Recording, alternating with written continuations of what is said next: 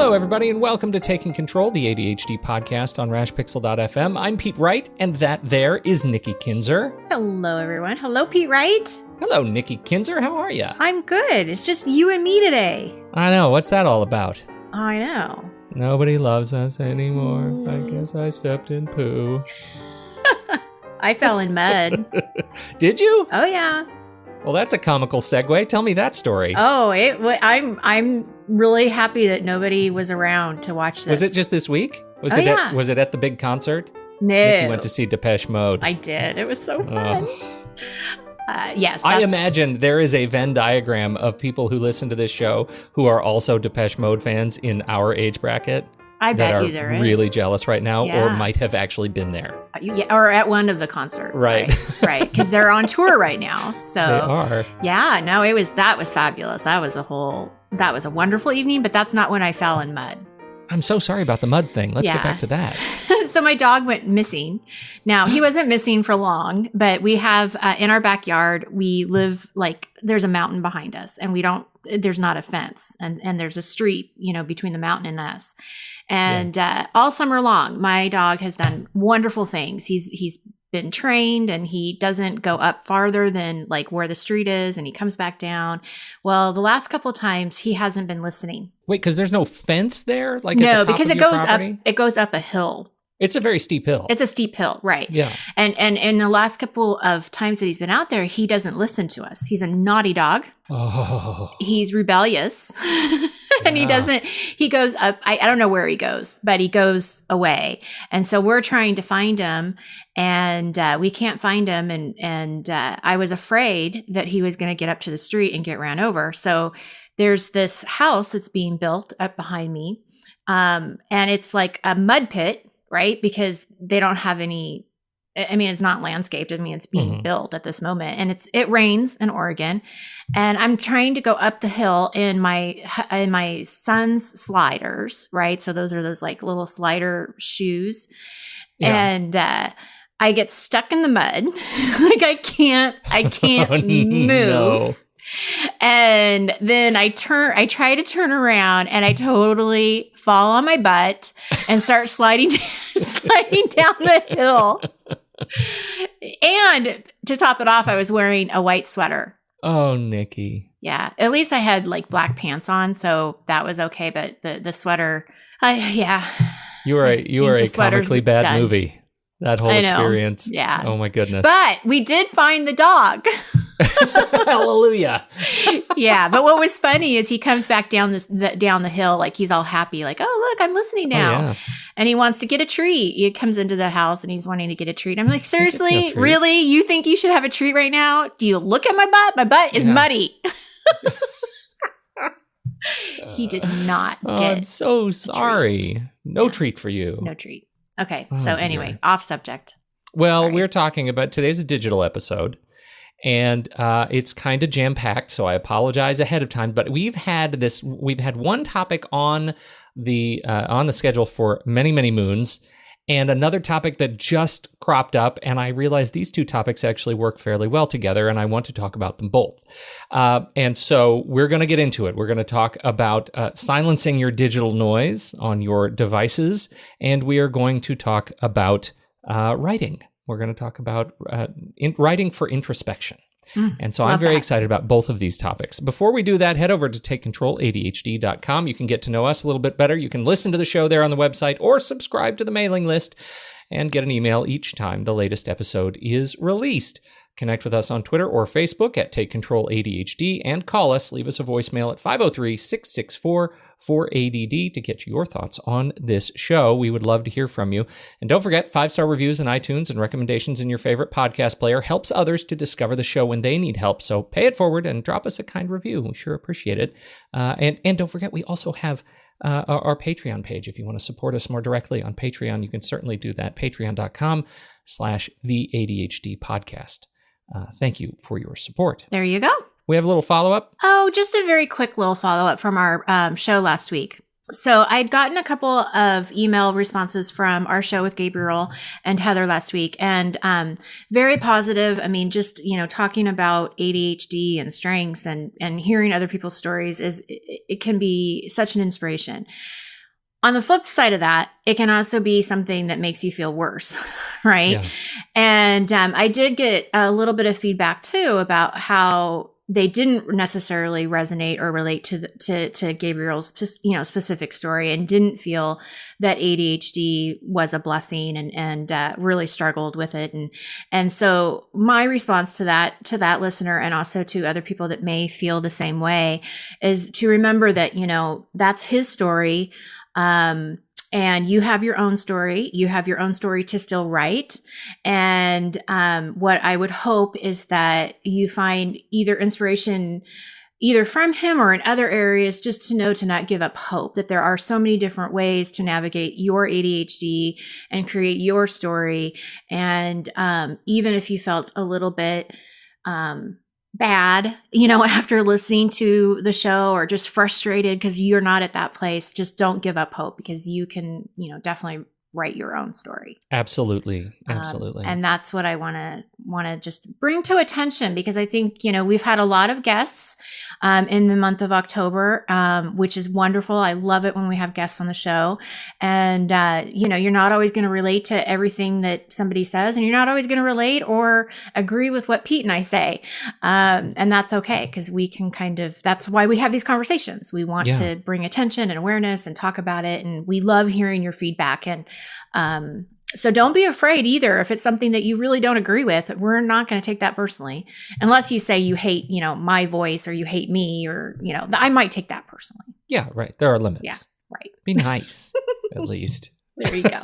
Yeah. So that's all I wanted to say, just to kind of give some people encouragement that, may not be in the best place right now with their ADHD. Right. Thank you for writing in, certainly, and for sharing your thoughts. And for now, let's dig into our topic today. Now, Nikki, part 1 of today's epic mega digital show was on the calendar, and I did not put it there. Now, this is using devices, our digital devices, without getting distracted. I assume, because I did not put it there, that you put it there. And I'm curious, if you remember back that far, what may have inspired you to put it there? I don't remember. I think that I think you probably told me to start planning, and you wanted me to use this Excel sheet, and it was going to help you if you knew what the topics were. And so I started writing things down.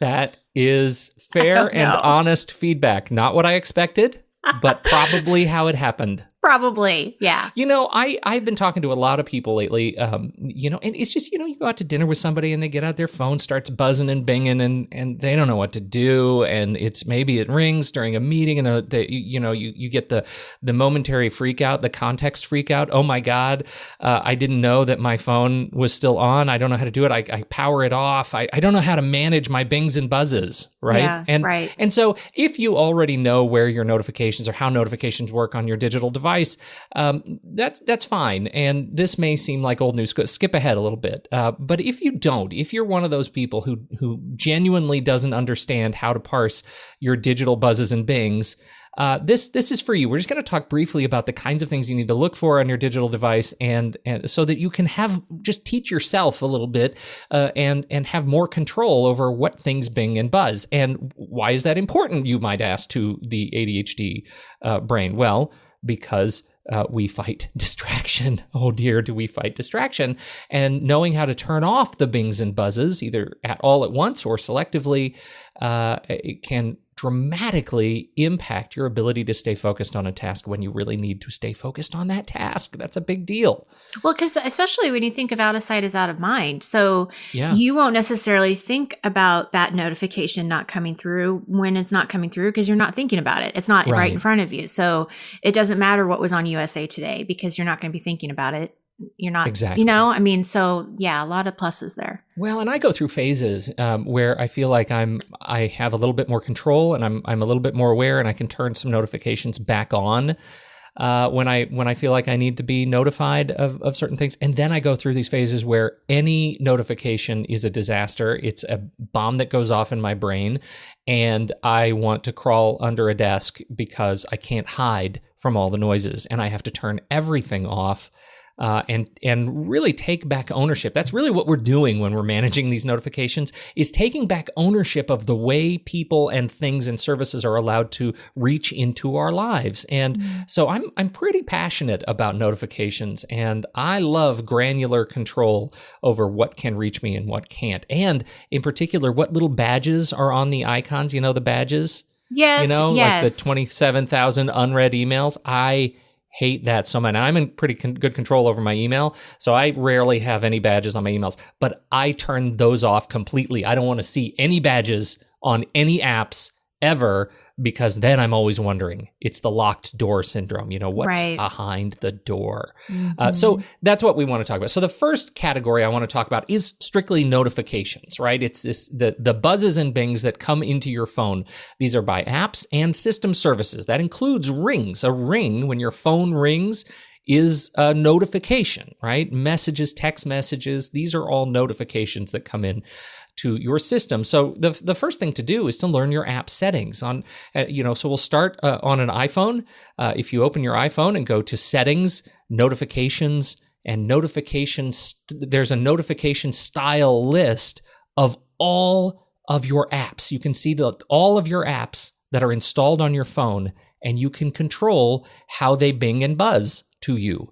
And there are a number of choices there. You can control the badges on the app icon, for example. You can control sounds, whether the notifications bing or buzz, or if they're silent. You can control whether they show on your lock screen. Do you know what that means? Well, yeah, so that if your phone is locked and you have to have a password to come in, you're still getting the notifications. Yeah. Right? So when and a lot of the newer iPhones, right, when you pick up your phone, there's a wake or there's a raise to wake service, right? It's on by default. So if your phone's sitting on a table and you lift it up, you don't have to press anything. Your lock screen will just show. And so this controls whether or not you can look at the lock screen without opening the phone and see the latest notifications and scroll through them. So you can also control whether your notifications show as banners, whether they're persistent banners that slide down from the top of your screen and stay there until you dismiss them, or whether they're temporary. They slide down for a couple of seconds and then slide away again. And some apps offer even further customization than that. If you're using the built-in mail app on the iPhone, you can actually control notifications based on email accounts. So if you have 2 or 3 email accounts installed that you're checking on your phone, you can have some of them that actually display all the notifications in great detail, and some of them that have notifications turned off completely. And so you just kind of have to explore inside the apps and notifications that you use most frequently whether or not you want to be notified. Some of these apps, I tend to be fairly bearish about notifications, and I go in here at the app level and turn them off. For the ones that are going to be super distracting. This is where you do that. Now on Android, you can go into settings and then sound and notification in settings, and then you see your app notification list. And again, you get the allow notifications or block notifications. You get treat as priority, which is an option that says, if you're in do not disturb mode, which we'll talk about in a moment, if your phone is locked and you don't want any notifications, this app, if it's selected as treat as priority, will be able to jump through that block. So you'll get notified from this app, but not any other app in this particular mode. And then allow peeking. That's the word for banners, right, on Android Marshmallow or newer, where you can actually have the notification, slide down. So there are a lot of granular, settings per app on Android as well. And in fact, Android tends to be even more granular and offer more granular settings for notifications than iOS. So if you're an Android user, definitely jump in and look at your app list and make sure you think about, do I want to hear from this app all the time? By default, the app wants to tell you it's there. It's always wanting to yell at you and tell you it's there. And you have to take control and say, shut up. Shut up, app. Put baby in the corner. Bugging me. So those are app notifications. Any questions, Nikki? No. Okay. Let's move on to our second major section, and that is do not disturb. I love do not disturb, and do not disturb allows you to say to your device that calls and alerts that arrive while the phone is locked and silenced will be silenced. There are no no alerts will come through. And on iOS, a little moon icon shows up in the status bar. And so you can see that this is, I'm in do not disturb mode. There's a do not disturb button in the control center. If you swipe down from the top on your phone, you'll see the option to go into do not disturb. You can also go into settings and then do not disturb. It's just right there below notifications. You'll see the little moon button and you can click into do not disturb. You can set do not disturb manually where you just turn it on, which says, I don't want to be notified by anything right now. So in our case, we're doing a podcast. I don't want to be notified by anything. So I'll turn on do not disturb so nothing gets through. Or in addition to that, you can turn on do not disturb on a schedule. And I love this so much. Have you ever played with scheduling your do not disturb, Nikki? Well, not with my phone, but with my kids' phones, because especially with my daughter, she has friends who think it's fun to get up at 6 o'clock in the morning on a Saturday and call her. Yeah. And of course, her phone is, out in a central place in our house, so everybody can hear it, and it's loud, and it's like, okay. So we definitely made the rule of doing that with them. Oh, it's perfect. Well, so scheduling do not disturb is as predicted. You turn that on and you say from this period to this period, I don't want to hear any notifications. Do not disturb is on. So many people that I run into have no idea that this even exists. They've never tried to explore it. And when you're dealing with, wanting to get a good night's sleep, for example, his primary purpose is it's great. My son, since we don't have, do not disturb on at night, he actually has do not disturb on during the day when his phone's in his backpack. And so he doesn't get any calls or notifications while he's at school. And that's actually another thing that just sort of helps, help the thing kind of not bing and buzz inappropriately. So lots of different ways you can use do not disturb. The feature is, it gives you a little bit more control than that. You can get repeated calls. So the second call from the same person within 3 minutes will be allowed through if you turn that option on.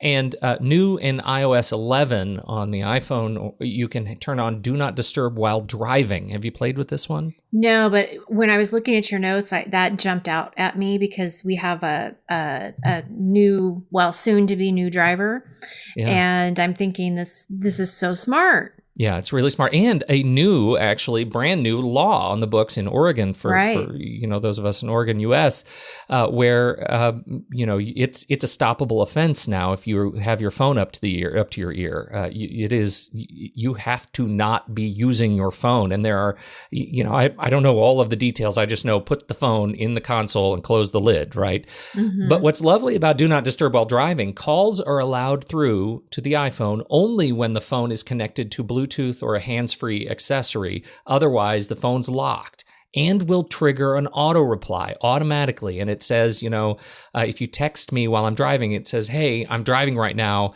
but and so I'm not seeing this notification. But as soon as I get it stopped, I will be able to see this notification and I'll reply to you, right? That's great. It is great. I love that and use it absolutely. It is triggered by GPS and movement. It tries to be intelligent. So when you get in the car, especially when you plug into like a CarPlay, device, you can, it'll know and it'll turn on this driving thing. If you are not driving, so if I try to unlock my phone while I'm driving, it actually pops up. It says, you're in do not disturb while driving mode. And there's one button on the screen, and that is I'm not driving.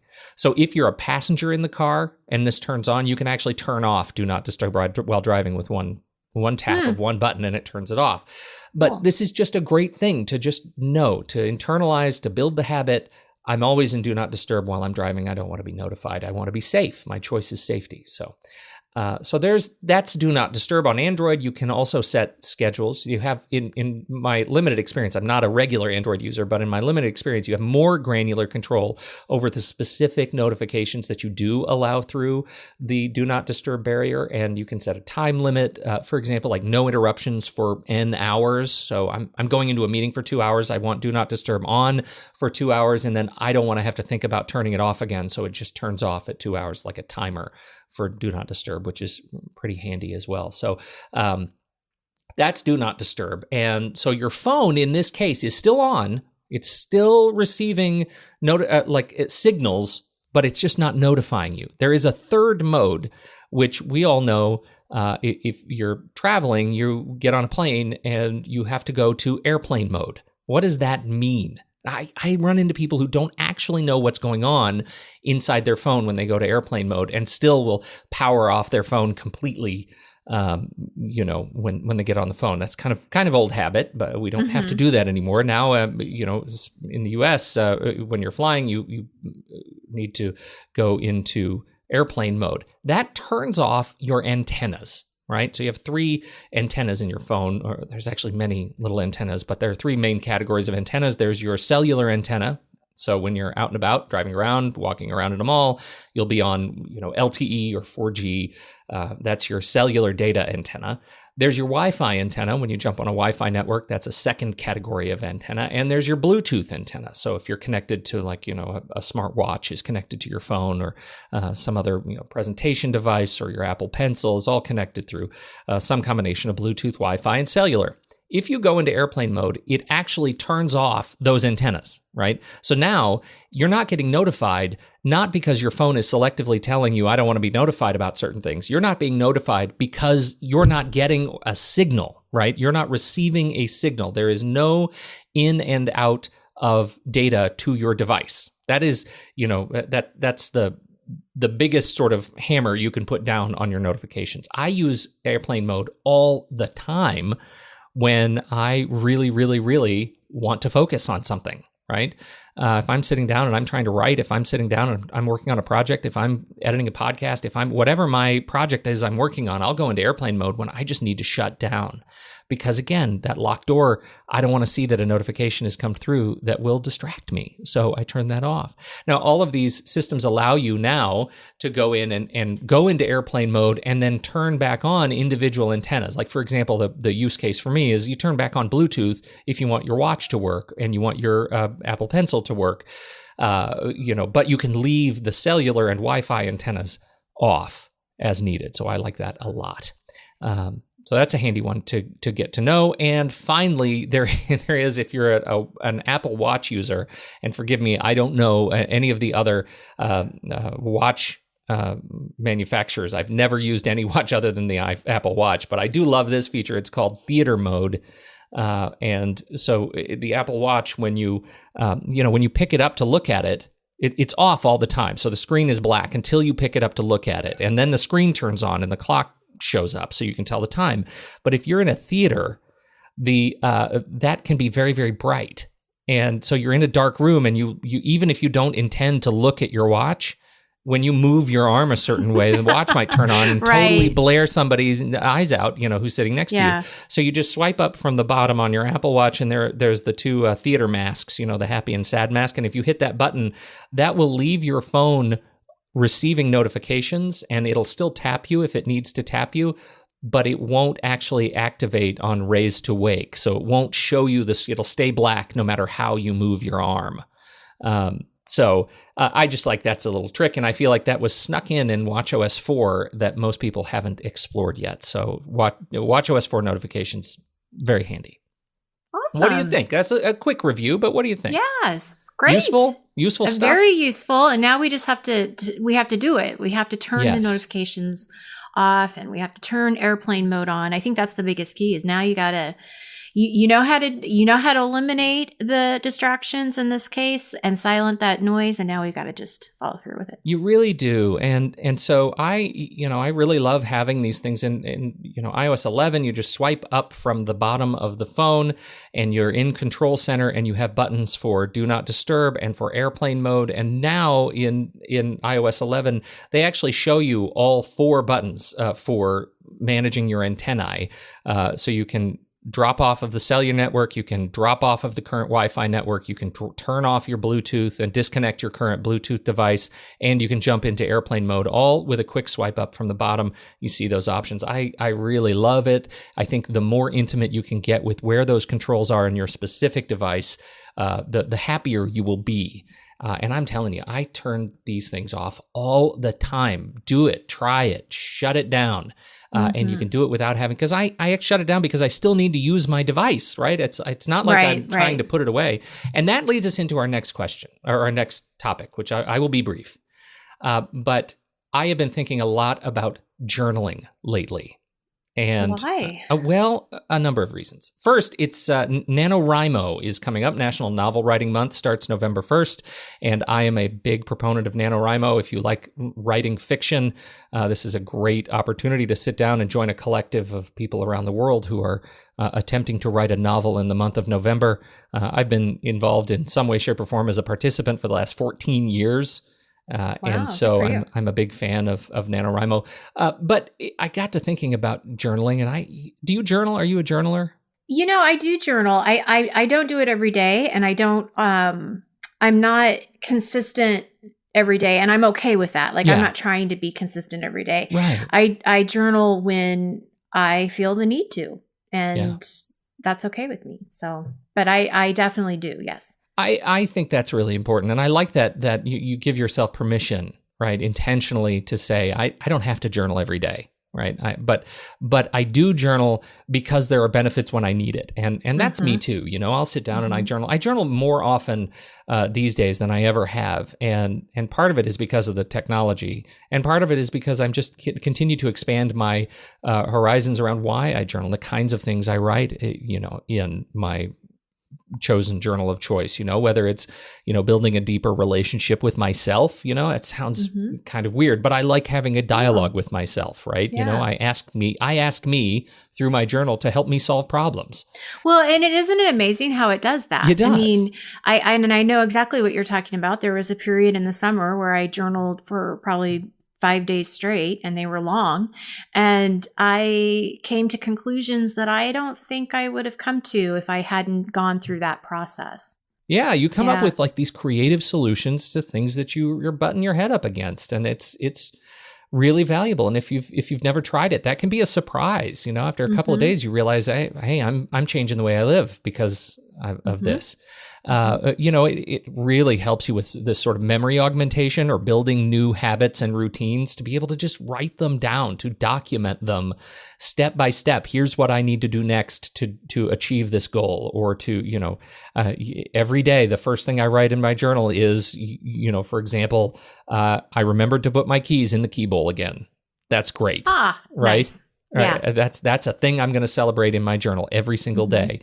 And then it will become a habit. You can remember where you came from. For example, here's one that kind of surprised me. My folks were going through some old boxes of photos and started scanning and sending me photos of from years and decades and generations gone by, and so I'll get this, this was your great grandfather, and he ran an apothecary, and here's a little story. So I'll take that and I'll put it in my digital journal, which I'll talk about in a moment, and I'll write that little story, right? I'll tell that story to myself about this, long lost relative. And that is such a great idea. You know why? Here's why. This is so important to me. And I didn't realize this until I started doing it, that when I write that story, this is Grandpa Curtis, and he was a drunk, and he died a drunk. And there is alcoholism in the family. And by writing this down and celebrating the accomplishments that he had and the great sort of sadness that was his end of life, I get to reflect on growth. And that is really important, that who I am today represents growth from where we in our family were generations ago. And I get to celebrate that. And I get to think about, even though I might be having trouble week to week, day to day, generation after generation, I represent something new and something of an improvement in my family. And that's something neat. I can carry with me. Yeah. Right. So beyond sort of goal setting and life logging, hey, I had a great cup of coffee today at this particular location. It was good. I would go back here. You can put that kind of stuff in there. You can process notes from therapy. With all of these things, a journal, I believe, serves you best when you not only dictate what happened in your life, but when you stop and you ask yourself why, and how does this impact me, right? I think that makes a journal really, really valuable. And the whole process of journaling really valuable. So, I've talked about my love of field notes, which are always with me in my iPad and Apple Pencil. They're constant companions. So what do I do with them? Well, a few key apps for me in my digital journaling process. Again, I'm iOS, but I strongly encourage you to evaluate your chosen platform and see if you can find something similar. I start in GoodNotes because that's a beautiful handwriting app. It's just a blank page and it works very well with the Apple Pencil. And I'll sit down just like I'm writing in a paper journal, and I'll write for a little while. Maybe it's a sentence, maybe it's a paragraph, maybe it's a couple of pages as I'm processing something throughout the day. I try to do that. I try to do that every day, sometimes every other day, every couple of days. But like you, I kind of give myself permission to not do it. And then I send that page to Day One, which is, we've talked about Day One, is my very favorite journaling app. They don't have handwriting recognition in it, or I would just be writing directly into Day One. But I did write the developers, and they did say, that's coming. Apple Pencil support is coming, along with video entries and audio entries and all kinds of great things. My favorite feature in Day One right now is the activity feed. You hit a little plus button, and if you've tied in your Facebook and Instagram and all of your accounts, and it also watches where you've been, if you give it permission to watch your locations on a map, it'll tell you, hey, you've been to 7 locations today. You took 14 pictures and you posted this on your social media platforms. Do you want to create entries out of any of these? Right. So if you took a picture on Facebook and we're at a party or something and you want to bring it into your journal, which is a little bit more private and allow you a place to really share your thoughts, this is where you would do that. I just love that. That whole concept is great. Apps I use with it, ScanBot and Unfade. ScanBot is the best digital scanning app available for Android and iOS. Unfade is made by the same people, and it has much of the same engine, but it's really designed to take old photos and scan old photos and apply a little restoration filter to them if you have old photo albums you want to add in there. And that's great for that sort of history logging, where you really want to process kind of what came before. So those are the tools and apps and that I use for journaling. Now that you have figured out how to turn off all your notifications and silence that digital noise, try writing instead. And with that, I do have a plug. Our friend who has been a guest on the show, Michelle Chalfant, you remember old Michelle. The adult chair. The adult chair. She's love her. Love her. A lot of folks wrote in after her last appearance on the show. They really enjoyed the metaphor of the adult chair and how that helps them think about their sort of emotional state, their relationships with emotional reactions throughout the day. Michelle has also discovered the wonders of journaling again. And, she also has been a journaler all her life, but she was inspired as a result of this last month of journaling to do a 30-day journaling challenge where she is sending out daily email prompts starting November 1st through the month of November. So every day at early in the morning, whatever it is, you're going to get a little notification that says, hey, here's something for you to think about to journal, and a little reminder to practice journaling. However you choose to do it, whether you do it digitally like me, or if you pick up a piece of paper or go out and get a bona fide journal or a Moleskine, however you choose to do it, you'll get a little reminder, a little prompt every day from Michelle if you head over to her 30 days. And you're going to have this in the show notes, right? Because I want to sign up. Link is in the show notes. Absolutely. There's a link on the page, and you can jump over to her 30-day journaling challenge and get yourself on the list. Starts November 1st. Now, as this goes live, I will probably let this go live on Monday night, just so people have a little bit of an extra time to get on the list, because as of November 1st, that's when the prompts come out. You don't want to miss one.